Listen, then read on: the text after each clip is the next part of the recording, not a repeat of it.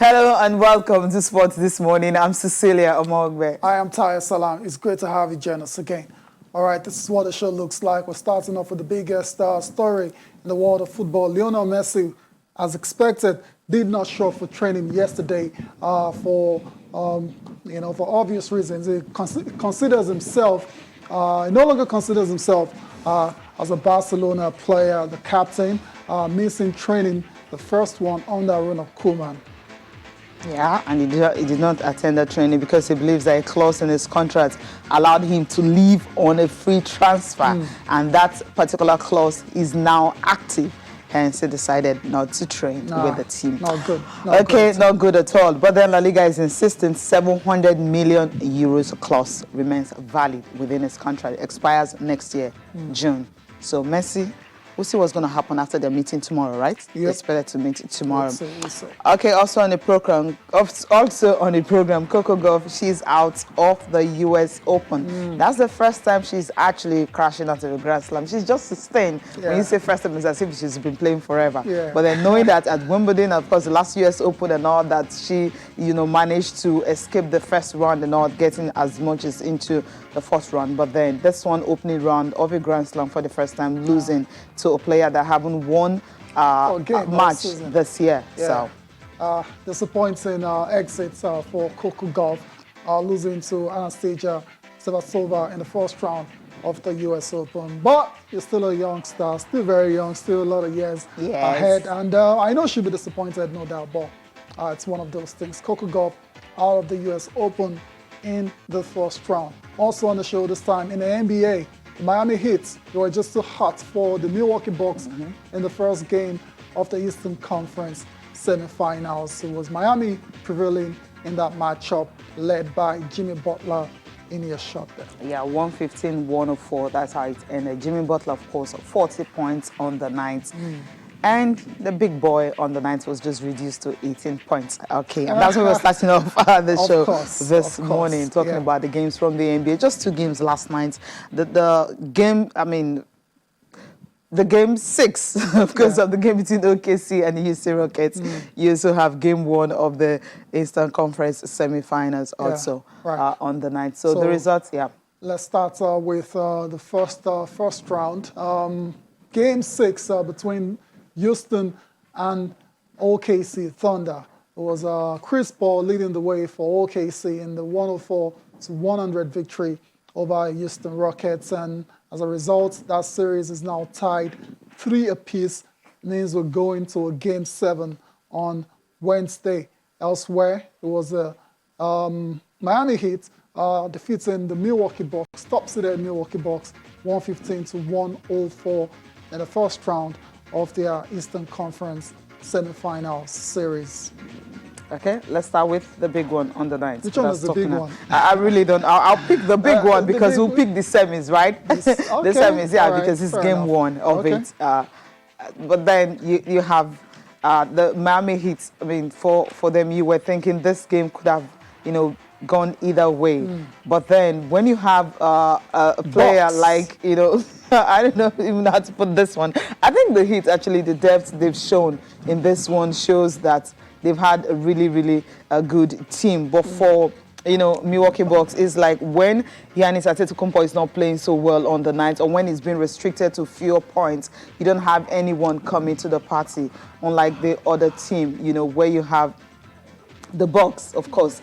The Miami Heat having better players. Jimmy Butler on the night was not just the only one that was on fire, but then you also have other players also on fire. Talking about Yuran Dragic chipping in 27 points. Bam Adebayo accumulated a double-double, 12 points. A game high 17 rebounds and 6 assists for him. So when you have these players coming to the party, everyone contributing, so it shows that the Heat obviously will just be too hot for the Bucks to handle in this game. That's what it's looking like right now. The Bucks are losing game 1 again after losing game 1. Exactly. In the first round against Orlando. It was a very, very slow start for them. And talking about players coming to the party, don't forget Tyler Hero for Miami as well, 11 points. But for the Bucks, Giannis didn't have a great game. No, he didn't at all. Especially from the free throw line, ended up with just 18 points and 10 rebounds. Fewest in the playoffs, And 9 assists, but from the free throw line, he made just 4 of 12, attempts, and that's very, very poor. Poor, wasn't a good night it's for very him. abysmal. And the other guys, Chris Middleton had a decent game as well, to 28 points for Milwaukee. But didn't get really much from the other players. Brook Lopez was decent as well, to 24 points on 8 of 10 shooting. But overall, on the night, they didn't really play too well.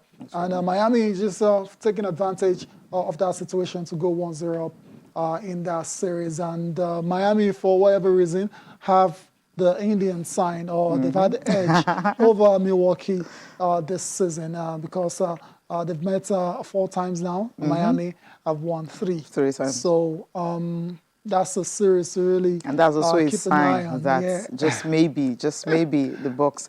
Okay, it's too early to actually judge because we saw how they lost game 1, and of course when I came back to and won the remaining 4 games. So we'll see what's going to happen in this one. But I think it's really going to be very, very difficult. Absolutely. Especially when you're having just 2 players more like carrying the team. But if we have Brook Lopez producing another numbers that he produced last night, 24 he had, if you can have another one, then the likes of Kyle Cover also finishing with more than 11 points, then I think they can. But if they cannot produce that, and you're leaving everything for Giannis Antetokounmpo anytime it's restricted, then there'll be a major problem. Of course. Yeah. So that's what it's looking like. Yeah, game 2 is going to be on Wednesday night. Wednesday, yeah. So the Bucks have to make sure they get all the victory in that one to even the series. Right. So games to be played.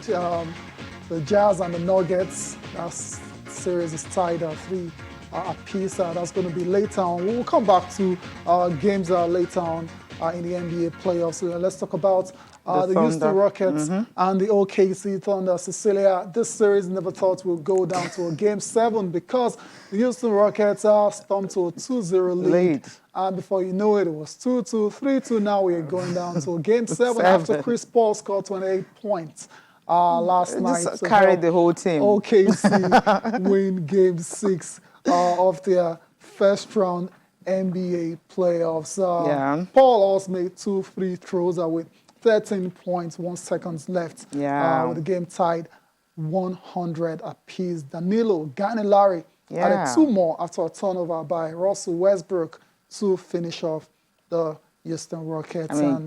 It wasn't like a bad day for Russell Westbrook. I mean, the Rockets committed about 22 turnovers, and 7 of them from, Jane, from your guy. Yeah, don't reject him now. I'm just saying. I mean, I was happy that he was coming back in the first game. When he came back, he played. I mean, he had a decent game. But this one, it just wasn't his day at all because, I mean, the errant, pass after that free throw was really, really not a good one. Mistake-prone Rockets, you will say on the night. But then game 7, they know what is at stake. All they have to do is just win and get into the semis. If they cannot, then it's going to be a big one because the Lakers are just waiting in the wings. Who's going to nick this one and just ready to kind of, pounce on them. Yeah, of course. For James Harden, paced Houston with 32 points, 8 rebounds, and 7 assists. But just like Russell Westbrook, he was a bit careless as well, too, turning over the ball about 5 times and 22 turnovers in a game. And you have the 2 leaders contributing to that. Exactly, when you do that, a lot of times you end up losing the game. So that's how the Houston Rockets ended up dropping game 6, and we'll be going to a game 7 on Wednesday nights. Let's talk about our top performers of the night, of the day. Jimmy Butler, of course, 40 points for the Miami Heat in the victory over the Milwaukee Bucks. He becomes the 3rd player for Miami to score 40 points in a playoff game. The others are LeBron James and Dwayne Wade. So that's great company to be for Jimmy Butler. Chris Paul, Captain Chris Paul, 28 points, 7 rebounds and 3 assists. OKC needed all his leadership qualities on the night to get that victory to force game 7. And in the same game, James Harden, the Beard, also had a very decent performance, like we said. But it wasn't enough for the Houston Rockets. and they lost the game. We're going to a game 7. It's turned out to be a very, very fantastic series involving OKC and the Thunder. I can't wait for game 7. It's going to be explosive. Definitely. All right. All right, then. We saw fixtures for today earlier, right? I mean, we're still expecting another game 7 from the Devil Nuggets and, of course, the Utah Jazz. That was the game I expected to get into game 7, and, of course, he did because of Jamal Murray and Donovan Mitchell. No one wants to go home early. Yeah, but okay. Utah Jazz, if they go on and lose this series, we'll be very, very disappointed. Absolutely. Because 3-1 lead, it was looking like they were home and dry. But your guy, Jamal Murray, has refused to go home early. He doesn't want to leave Disney, and he's been playing out of his skin and has helped Denver to force game 7, which will go down later tonight. And East semifinals, the Celtics 1-0 over the defending champions Toronto Raptors. I'm not saying anything about this one. I'm not saying anything about this one as well, too. But Raptors, they've got to win this one. They don't want to go 2-0 down. Yeah, they can go 2-0 down. They can always come back. They don't want to do that. With Celtics, they don't want to do that. Yeah. All right, let's bring you into the show now. You can be a part of the show. We're about to dive into the football segment where we'll be talking about the future of Lionel Messi. Messi, as expected, did not show up for training yesterday because he no longer considers himself a Barcelona player, even though he's still got a contract. According to the authorities, can be a part of the show and talk to us and send your tweets to channels_sports. Is Messi being unprofessional by not turning up for training, even though he's the captain and he's still got a contract? Or do you think it's all fair on Messi's part? Because he says there's a clause that would have allowed him, that should allow him to leave on or free transfer. You can talk to us, let us know. Barcelona fans especially, are you happy with Lionel Messi, or you're starting to lose respect for him? You can also talk to us on Zlatan Ibrahimovic has signed an extension with AC Milan at 38. This guy keeps, I'm just wondering if he's really human at all. Yeah, I don't think he's human because everything he's doing at the stage of his career now is and it's unthinkable. I never thought I'd see especially when as a forward player, not a defender, not a goalkeeper. Exactly. So that position he's playing. How many players or strikers do you see that at 38 still playing at that top level? Top level. That's remarkable coming from Zlatan. He needs to share his secrets with other players. Zlatan will just tell you he's just different. He's just a different player. No, he will tell you that he's a god. That's what he's going to say. Yeah, so expect godly things from him. Supernatural stuff. Anyways, so I'll say a lot more on the show. You can talk to us about the NBA as well too. Houston Rockets and OKC Thunder going to a game 7. NBA fans, who do you think is going to win that series, our first round Western Conference series? A lot more on the show as well too. We'll try to take your reactions to all of them. Bada Akitunde Johnson is ready to join us now. And Bada, good morning. It's great to have you on the show.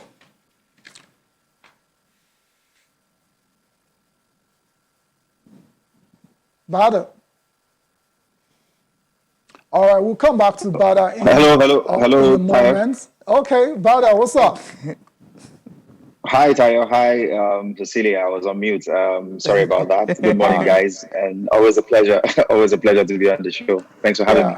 All right, then. It's great to have you as well. Bada, we're talking about the future of Lionel Messi. As expected, he did not show up for training yesterday, and I really find that very, very unprofessional of a player of his stature, of any player for that matter, not to talk about a player of his stature, of his standing in the game, captain and legend of a club, not turning up for training because of, they've got issues going on right now between club and player, but I did not expect to see a day where he refused to show up for training.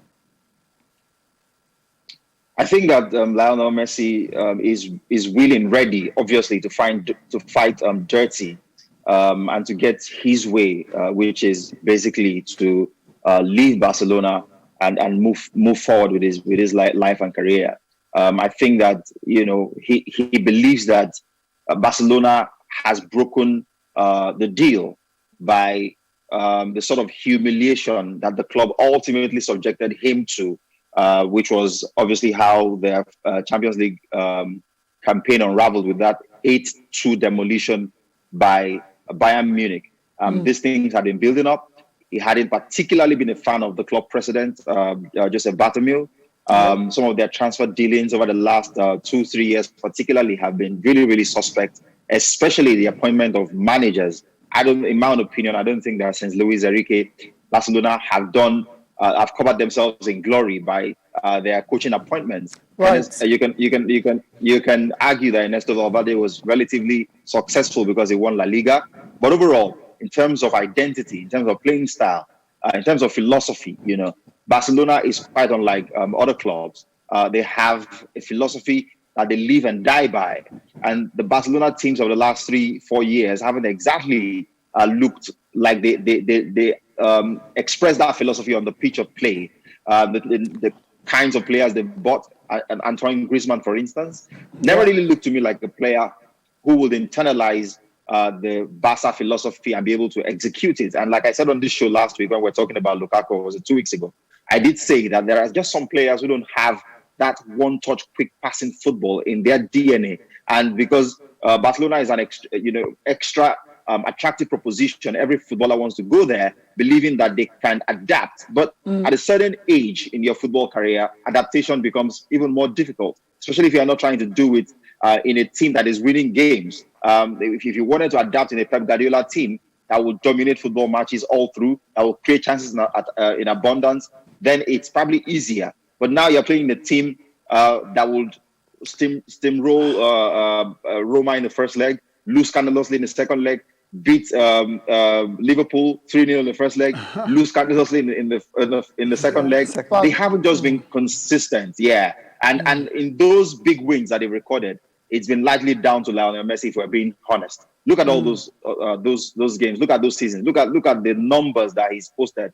As bad a season they had last year, or this just concluded season, he still recorded what it takes. He has to force a move out of Barcelona. And I think what also helps his case in a bit of way is that the contract that he signed the last time states that every year at the end of the season, if Leonardo Messi wants to leave Barcelona, he must tell the club a month before the end of the season. But he can claim what lawyers would say is force majeure, which is that due to extraordinary circumstances like a pandemic, this particular season did not end on the date it was supposed to end. The season was moved out. And as a result, technically speaking, you can argue that the date that was set for him to inform the club about his desire to leave also got extended. There are technicalities that lawyers will get into and will argue back and forth. But I think that where Barcelona's case is probably sort of weakened is that from an optic standpoint, an institution of that repute, of that standing, of that stature, doesn't want to get drawn into a legal battle with their best servant of all time, their biggest talent of all time, a man who many will argue has more than paid his dues, has more than done his bit in the annals of FC Barcelona. So to cut the long story short, Tayo, where I see this going is Barcelona and Lionel Messi will sit at the table and come to a gentleman's agreement and say, yes, if we go by the law of the letter, or the letter of the law rather, the release clause that your potential buyer should be paying is in excess of 700 million pounds. In the current economic climate, no club in the world can afford that. No club can afford that. So why don't we come to an amortization of some sort of that deal or that value in a way that it only covers what you are worth for the last year of your contract, which you would have been giving us. So you discount it heavily, and it comes to something more realistic for a club like Manchester City to pay. I still believe that even if you do that, that sum will be in the region of 200 million pounds, which will still push him close to what PSG paid for Neymar, which will still be one of the biggest fees that any club has ever paid for an individual. That is how I see this playing out. And then to cushion the effect on the Manchester City, they can have an upfront payment, which is a fraction of that sum, and have the rest of it staggered over the next 3 to 4 years, which would be realistically the remaining active years of Lionel Messi's career. Yeah. So that's how I think this will go. All right, then Koeman hasn't. I was going to say that. Okay, carry on. Yeah, I was going to say Koeman hasn't exactly also helped issues, because he came in, and in trying to set the agenda early on, he informed Suarez. Actually informed Suarez that Suarez had to go, and then informed Messi that the privileged days were over, and that robbed Messi of the wrong way. And so he has come to a point of no return. We would never see Messi play in a Barcelona shirt. How he exits the club is what remains to be seen. Wow. Interesting. I mean, that's a hard one, because I was thinking maybe when they have their meeting tomorrow, they can come to a compromise. Okay, Messi will want to stay for another season and then leave a season after. But let's leave Messi right now. I mean, let's stop Messi right now. Talk about, what you mentioned, Koeman, when he came on. He said Luis Suarez, and of course Arturo Vidal, and even Ivan Rakitic. I mean, these three players are not part of his plan. And Ivan Rakitic, of course, wasn't part of the training session yesterday, because he was given permission to speak to Sevilla, where he's going to next. And of course, for Luis Suarez and Arturo Vidal, they were part of the squad, but then they will not be part of the team. So he's trying to have a clear out, and Messi may not be part of the squad going into the next season. What kind of a Barcelona are we going to be seeing, knowing that Real Madrid, of course, they are settled, while Barcelona is currently unsettled? That word, unsettled, will define Barcelona in the first 6 months of the season at the minimum. Because like I said, this is a club that is in some sort of identity crisis at the moment in terms of how they play. Barcelona isn't really about winning, competition. It's all about how you win it as well. And the kinds of players, especially in the midfield areas, who have the natural ability to move the ball very quickly, to pass it very quickly, to pass it in tight areas. I'm not sure that they have them in abundance anymore. You've mentioned two key players living in midfield, Arturo Vidal and Ivan Rakitic. Ivan Rakitic has been the guy who came in to cushion the effect of losing Xavi Hernandez and Iniesta. At the height of his powers, he was one of the best. But his form has dwindled. Now he's going to Sevilla. Unfortunately, and criminally too, these guys allowed Atomelo, the guy who I thought is the closest they would ever find to Xavi Hernandez, to go to Juventus. Yes, they brought him to go, but he should never have been allowed to go. He's younger than Pjanic, the guy who they are bringing in. And then if you watch the way Pjanic plays his football, he's not quite like a Barcelona-type player. He likes to play the balls over the top. He likes to play long passes. He's not like quick passing, tiki-taka type player. So they would have to find those demons of intricate passing from somewhere. I don't know where they're going to find them. Maybe in Brazil, maybe somewhere else in La Liga. But the reconstruction work that the Dutch manager Ronald Koeman has to do will take some time. And like you said, Real Madrid is settled. Real Madrid, their eternal rivals, have established some kind of advantage over them. And then what that means is that we might not be seeing a Barcelona that is able to compete against Real Madrid or compete in the UEFA Champions League very strongly this season. Once they lose Lionel Messi, that's 50% of the strength of the team gone. How are they going to replace his goals? How are they going to replace his assists? Those are key questions that Ronald Koeman must be scratching his head and losing sleep over. And those questions will be answered, trust me, in the first 6 months of this coming season. Very delicate times indeed for Barcelona. We will get a better picture or clearer picture of the situation on Thursday when Messi's father, Jorge, meets with Barcelona hierarchy.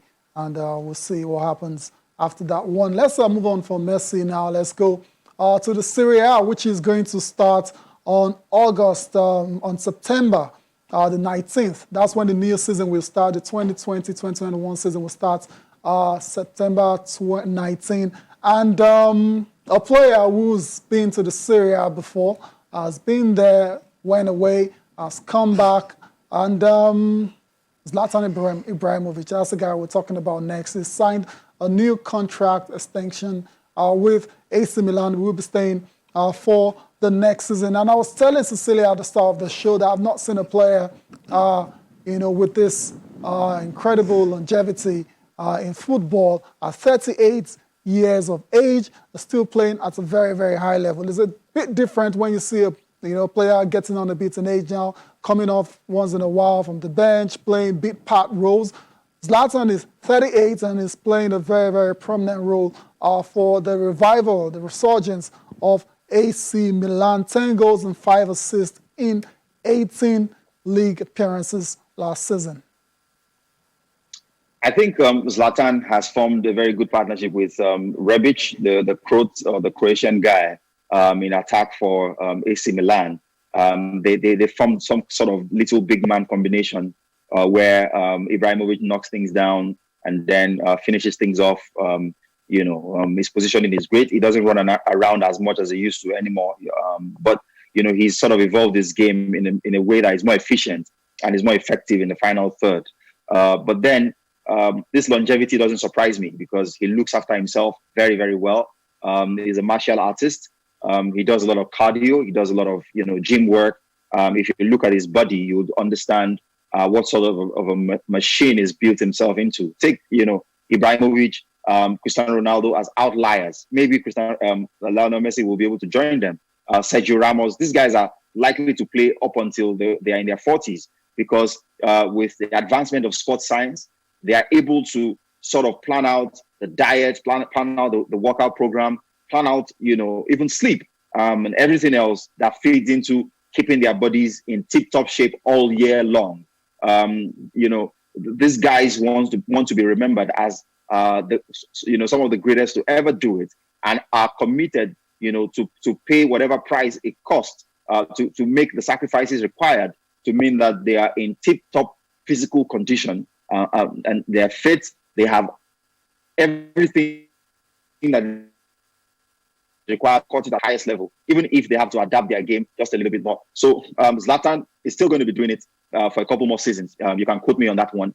He wants to go down as one of the greatest, and he feels like he still has a bit of an unfinished business in the game, and his numbers still back him up. I will continue to back him up. I watch AC Milan. He's still a threat. His positioning is excellent. His link-up play is excellent. He pulls the ball up back to the goal. Yeah, yeah. I mean, incredible numbers, you'd say, and the numbers speak for themselves. But we need to go on a break now. Zlatan will be playing until 40 years old, according to Bada Akitunde Johnson. We need to go on a break now. When we come back, we'll be giving you updates on what's going on in the transfer markets.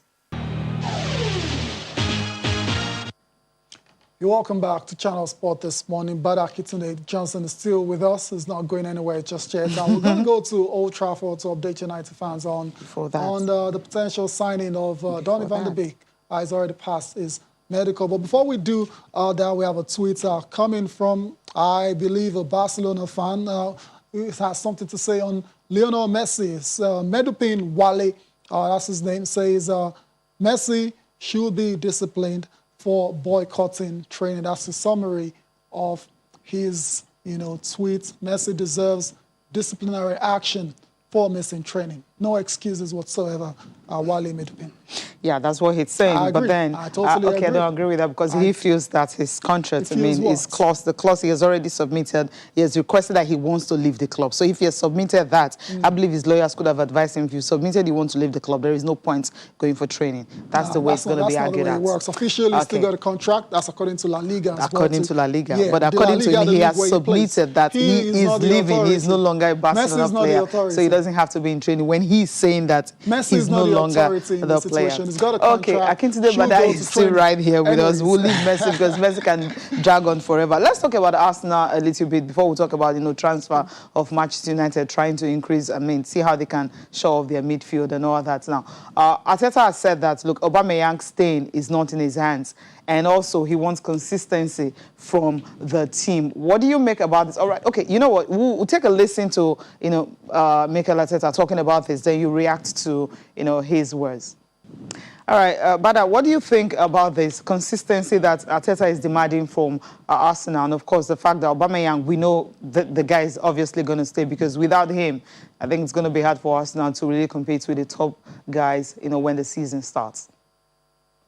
Most definitely. I can confirm to you, Cecilia, that the Aubameyang deal has been agreed. It's a question of when Arsenal announces. And the reason they haven't announced, take it from me again, is because of the optics of it.